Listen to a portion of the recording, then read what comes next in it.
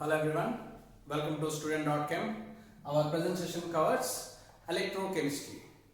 We know that the electrochemistry is a branch of chemistry which deals with the conversion from chemical energy to the electrical energy or electrical energy to the chemical energy. And the main example for the conversion from chemical to electrical or electrical to the chemical or both is a battery. So battery is a device which stores chemical energy from which we can withdraw electricity. Within the battery, we have two types, primary battery and secondary battery. What is the difference between the primary and secondary? Primary battery is a use and throw battery. That is, if you use that battery, after some time it should be dead because the chemical energy stored in the entire battery that should be completely exhausted after a certain time interval. So you can't use it further. But coming to the secondary battery, it is not use and throw battery. Even if it is exhausted, it can be reused by supplying the electrical energy and we can reproduce the chemical energy in the battery. That's why we call it as secondary battery. The other name of the secondary battery is rechargeable battery. Coming to the primary battery, it can't be rechargeable. So the conversion from chemical to electrical, electrical to chemical is possible only in case of secondary battery. While in case of primary battery, that should not be possible. We can't reproduce the chemical energy in the battery. That's called primary battery. The main term associated with the electrochemistry are conductor, resistance, conductance as well as electrolyte. These are the main terms associated with the electrochemistry. Next, coming to the conductor. So how can we define conductor? Simply, conductor is a substance which can allow the passage of electricity. If you take the chalk piece, it doesn't conduct electricity because it can't allow the passage of electricity.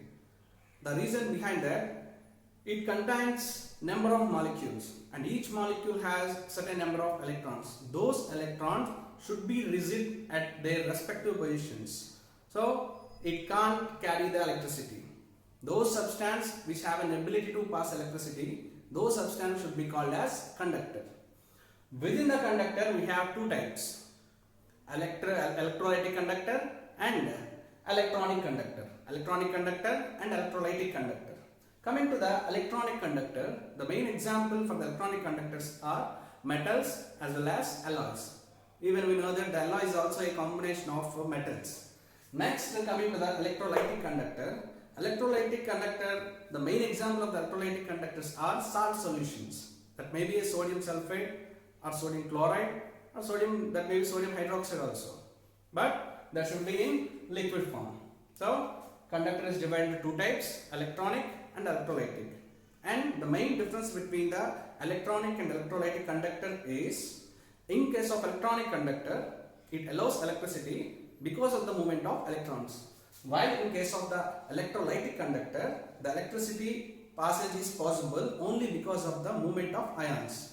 So ions are the main contributors, whereas in case of electronic conductors, electrons are the main contributors. And we know that the electronic conductors like metals obeys Ohm's law.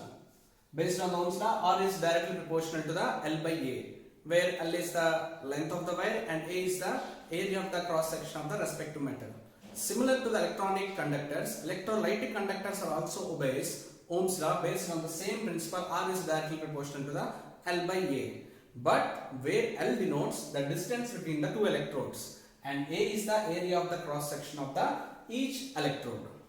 This can be explained with an example. Here we have two cases. In both the cases, we have similar electrodes called platinum and we have similar solutions with similar concentration. But there is a variation in the L as well as A. If you consider in the first case, the two electrodes have high area of the cross section compared to the second one.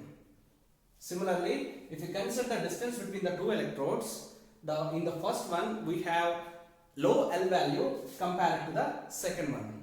So based on the formula, R is directly proportional to the L. Therefore, if the distance between the two electrodes is high, surely the resistance is also high. Within the two cases, the L is high in the case of second case. Therefore, the resistance is high in case of second case. And please keep it in mind that the resistance is inversely proportional to the conductance. That is, if the respective metal or any electrolytic solution has high resistance, in the sense it has low conductance. In the second case, we have high resistance, nothing but it has low conductance. Next, coming to the units based on the Ohm's law, R is proportional to the L by A.